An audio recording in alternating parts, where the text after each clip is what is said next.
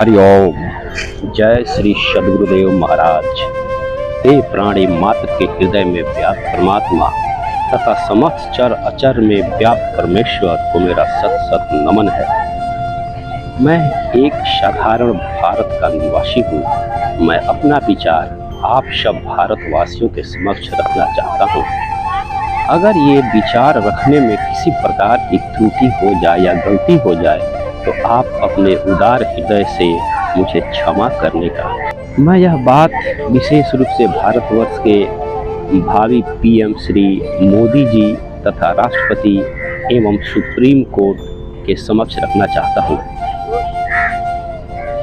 मैं यही कहना चाहता हूँ कि क्या इतिहास गवाह नहीं है कि हमारे देश में संतों के साथ अत्याचार हुआ है या संतों को सताया गया है। ईसा मसीह को सूली पर चढ़ाने के बाद लोगों को पता चला कि वो ईश्वर का स्वरूप थे और आज दुनिया उन्हें पूजती है, किंतु चंद लोगों ने उन्हें सूली पर चढ़ाया था और आज दुनिया में सबसे बड़ा अगर अनुयायी किसी का बोला जाए तो वो अनुयायी ईसा मसीह के ही है।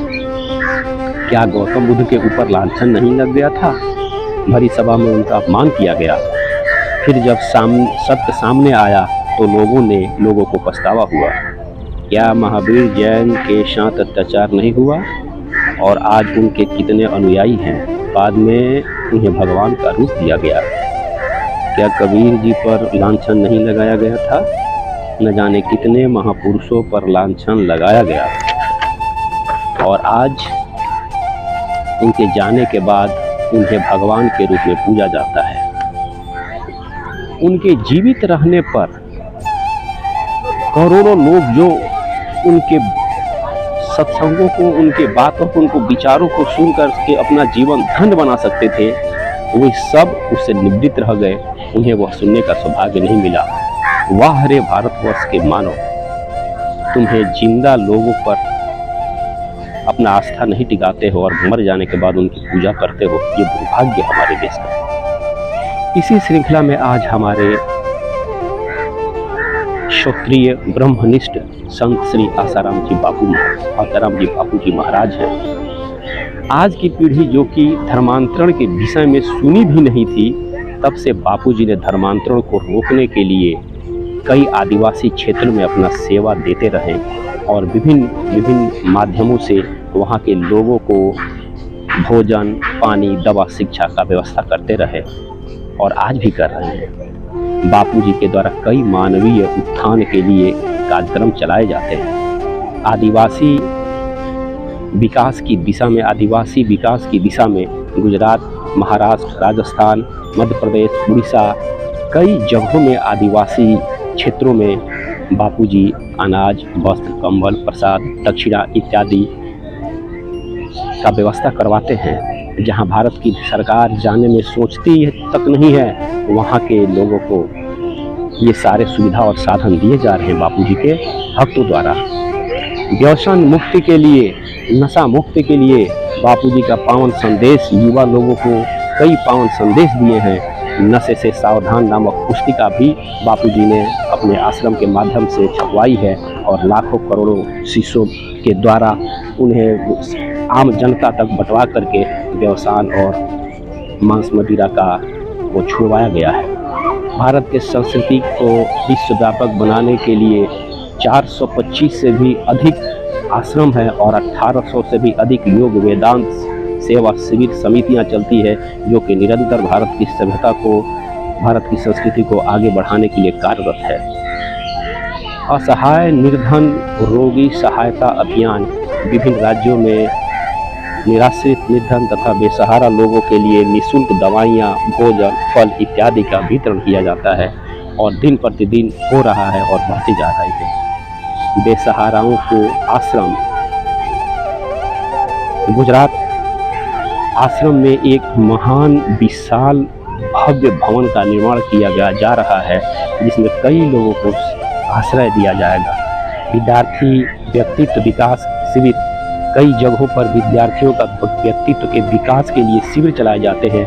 युवा धन सुरक्षा अभियान, युवाओं के लिए उनके चरित्र गठन के लिए बहुत सारे अभियान चलाए जा रहे हैं बापूजी के भक्तों द्वारा। बापूजी द्वारा बाल संस्कार केंद्र, बच्चों में सुसंस्कार के लिए कई बाल संस्कार केंद्र चलाए जा रहे हैं। कई लाखों बच्चे आज इस बाल संस्कार केंद्र से में जाकर के अपने संस्कार को अच्छे कर रहे हैं। ध्यान योग शिविर, बड़े बड़े शिविरों में हर डॉक्टर, इंजीनियर, साइंटिस्ट, कई तरह के लोग ध्यान योग शिविर में जाते हैं। बापूजी का सत्संग से उन्हें फायदा होता है। आयुर्वेदिक औषधालय व औषधि निर्माण केंद्र भी कई हैं।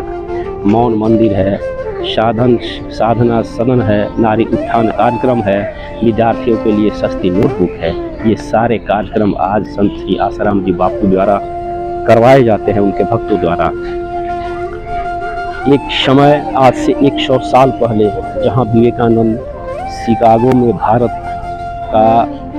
के धर्म का प्रचार करने के लिए भेजा गया था, तो उसी स्थान पे बापूजी का भी 100 साल बाद अपने देश की संस्कृति सभ्यता के लिए, संस्कृति और सभ्यता को बढ़ाने के लिए बापूजी वहाँ गए थे। एक समय था जब बापूजी के सत्संग सभा में श्री अटल बिहारी वाजपेयी जी, श्री आडवाणी जी, श्री राजनाथ जी तथा स्वयं श्री मोदी जी भी, जब कोई व्यक्ति इनको नहीं जानता था मोदी जी को, उस समय भी वो उनकी सभा में, सत्संग सभा में जाया करते थे और वहाँ बापूजी से आशीर्वाद लिए। बापूजी ने उन्हें आशीर्वाद देते हुए भारत का पीएम बनने का आशीर्वाद दिया और उन्हें मोदी मल कहा था।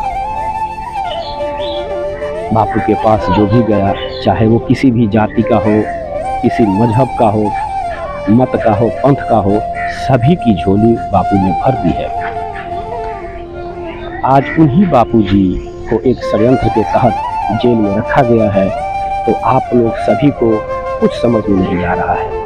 आज बापूजी के जेल जाने के बाद लोग, उनके भक्तों की संख्या बढ़ती जा रही है, लोगों का श्रद्धा और बढ़ रहा है। पहले तो लाखों में भक्त थे, अब तो भक्त करोड़ों में हो गए हैं तथा दिन दूनी और रात चौगुनी भक्तों की संख्या बढ़ती जा रही है। ये भारतवर्ष एक बहुत ही शास्त्रों में शास्त्रों का कथन है कि संत सजताए तीनों जात, तेज बल और वंश। इसका उदाहरण आप लोगों को मिल चुका है। आप लोग क्या चाहते हो कि बापूजी अपने रिहाई के लिए भीख मांगेंगे? वो क्षत्रिय ब्रह्मनिष्ठ संत है। क्षत्रिय ब्रह्मनिष्ठ संत किसी से मांगते नहीं हैं, वो सदा इस दुनिया को देते हैं।